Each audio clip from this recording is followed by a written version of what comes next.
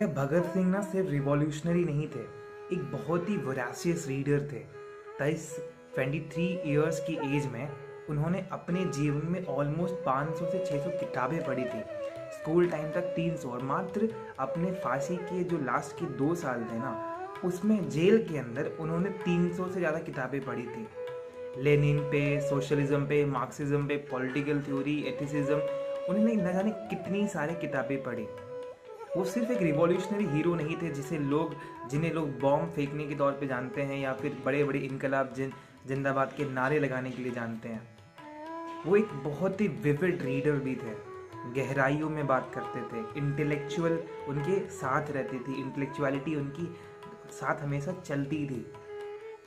23 साल की उम्र में जब हम अपने घरों में, अपने कॉलेज में बस गपशप लड़ाया करते होंगे, किताबों के पन्ने पलटा करते होंगे ना, उस टाइम वो इंसान एक रिवॉल्यूशनरी आइडिया लेके अपने साथ जीवन जी रहा था। और मैं ऐसे इसलिए नहीं कह रहा क्योंकि वो एक बहुत ही प्रोमिनेंट फिगर है। जब आप उनको पढ़ते हैं तब आप उनको समझते हैं। क्योंकि जब उनकी फांसी की सज़ा भी सुनाई गई थी ना, और जब ट्रायल चल भी रहा था, तो ऐसा बहुत बार हुआ कि बहुत लोगों ने ट्राई किया कि उन्हें हम बचाते हैं। खासकर उनके पिताजी किशन सिंह ने जब पिटीशन डाली कि मेरा जो बेटा है वो निर्दोष है, उसे आप फ्री कर दीजिए।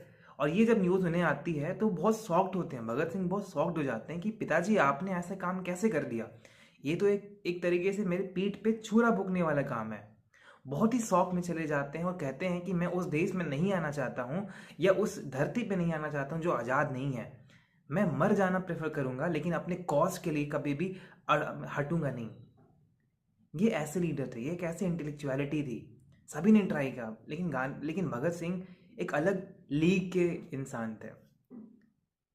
जब लास्ट के दिनों, यहाँ तक कि लास्ट के दिनों में भी जब उनकी फांसी की सज़ा 24 मार्च से 23 मार्च कर दी गई थी, 7 बजे शाम को कर दी गई थी, तो वो क्या कर रहे थे? वो शाम को एक बहुत ही प्यारी सी किताब पढ़ रहे थे, रेमिनिसेंसेस ऑफ लेनिन, जो कि लेनिन की एक पर्सनल मेमोयर है। और जब वहाँ पे अचानक से गार्ड आते हैं तो वो बड़े स्माइल लेके पूछते हैं, यार अभी तो मेरे पढ़ने का समय है, आप यहाँ पे कैसे आ गए, मुझे पढ़ने दीजिए।